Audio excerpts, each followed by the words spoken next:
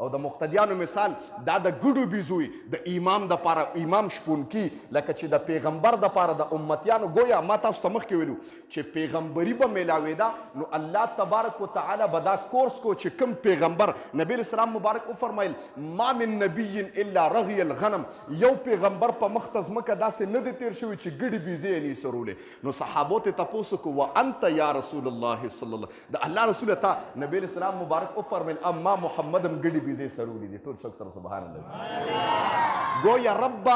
چې نبوت ورکو د نبوت لپاره کورس دغه ګډې بیزې وي چې ګډو بیزو سره به د واپستګي رانه گویا یو خو تا کې عاجزي پیدا شوه تا ته پته لګېږي دا ګډې بیزې ستا په منزله د امت دي چې تا ته پته لګېږي چې دی کې کومه ګډه بیماره ده کومه ګډه بلار به ده کومه ګډه روانې کې نورې ګډې وي نورې بیزو له نقصان ورکړي تا ته داسې انسان ته پیغمبر ته د امت په باره کې لګي چې کوم امتي زما منافق دی کوم یو کافر دی کوم یو مسلمان او محب او صحابي دی داسې امام ته د مقتدیانو پته لګي چې کوم امام ما سره محب دی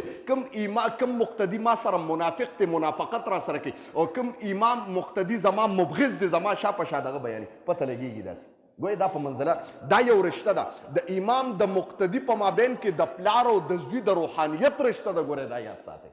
دا خبره درته کومه دا به تاسو یا اورېدلي یا نه موږ ته به اکثر شیخ صاحب خبره کوله وی هلکه خپل مقتدیان شاګردان کې ځکه د مقتدیان نه بغیر د امام کار نه کیږي او د امام نه بغیر د مقتدیانو کار نه کیږي که نه کیږي کیږي اواز را کیږي نه کیږي چې کنه لازم او ملزوم دی ته به هغه نه زده کړه کوي هغه به ستا نه زده کړه کوي نو خبره مې دې پورې کوله زما محترمو چې دا ان لفظ چې دی د انسان برباد کړی دی او نبی علیه الصلاة والسلام مبارک وفرمایي چې ځان ذلیل که مسلمان ورته ورشه معافي ترې وغواړه په اخلاص باندې بیا نبی علیه السلام مبارک وفرمایي که معافي دې ترې ونه غوښته نبی علیه السلام حدیث کې فرمایي معافي دې ونه غوښته د مسلمان ورور سره دی د 2 ورځو نه سي د 3 ورځو نه سیوا قطع کړه الله وفرمایل ادخله النار ډایرکټ جهنم ته دنکم زما محترمو فماته لفظ راغلی دی فماته مړ شو فماته بس مړ شو دخل النار ډایرکټ په جهنم ته دننه کېږي دا دی نه وي چې جمانه به نکر منکر تپوس کوي چې من ربک من نبیک او ما دینک تپوسونه پکې نشته تا د مسلمان سره قطع تعلقي ساتلې ده او زما پیغمبر یو زبر کې هم دروغ نشي کېدی که نه کېدی شي دا خو زموږ عقیده ده چې زما پیغمبر یو قول وفرمایي او په دې کې تعالی مرګ راغی او رشته دار دنه خفه ورور دنه خفه مسلمان دنه خفه مړ شوې ډایرکټ جهنم دی الله دې ته موږ وساتي زما محترم یو خبر رسول سلام علیکا